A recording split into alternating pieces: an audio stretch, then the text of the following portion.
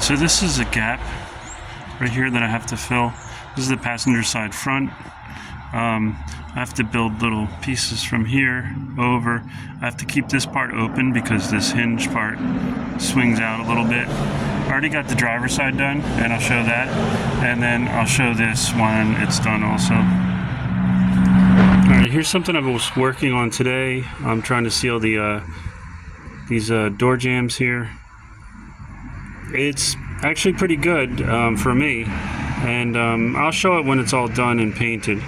But I got all the metal cut out except for this one piece right here, and these kind of have to remain open because this piece swings in a little bit, so I didn't have that much room to work with, but it's pretty decent.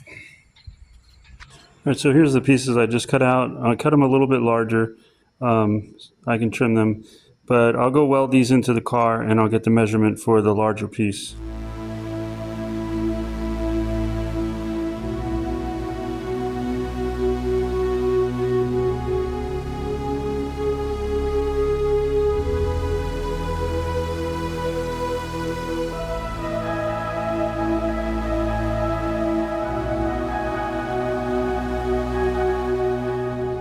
So in this case, I'm going to just cut straight across.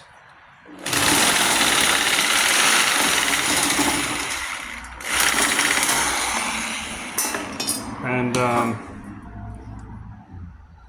guess I can do that too for this side.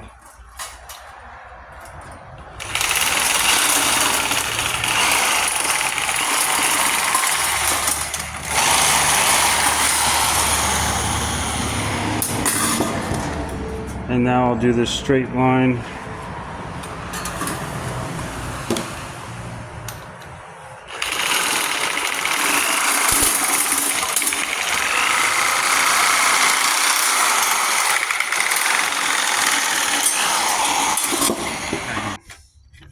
And I just gotta weld it in.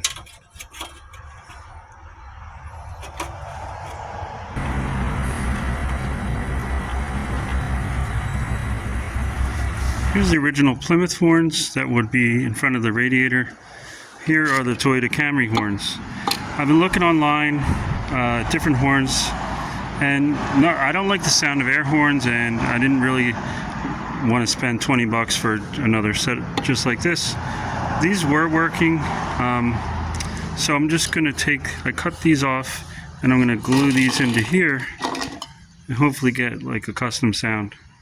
We'll see. Either way, these were way too big, and these are a little too quiet for what I want. So we'll see. I tested them out on the battery charger, but they did seem to change the sound a little bit. So we'll see.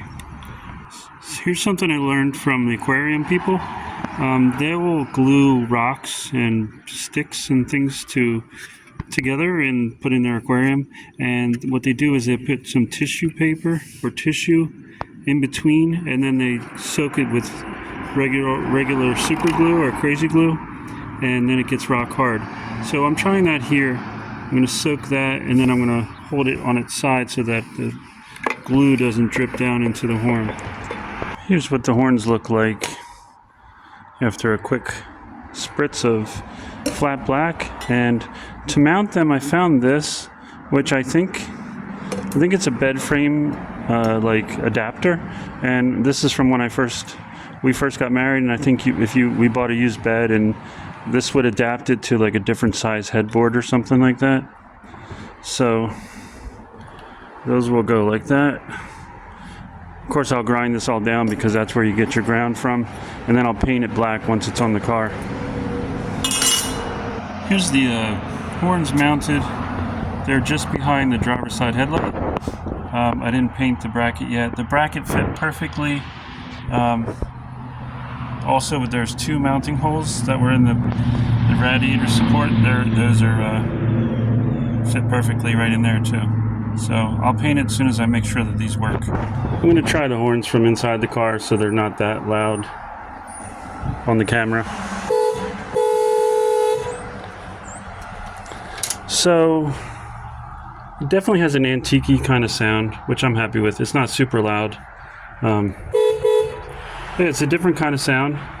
So that's what I was kind of looking for. So, success.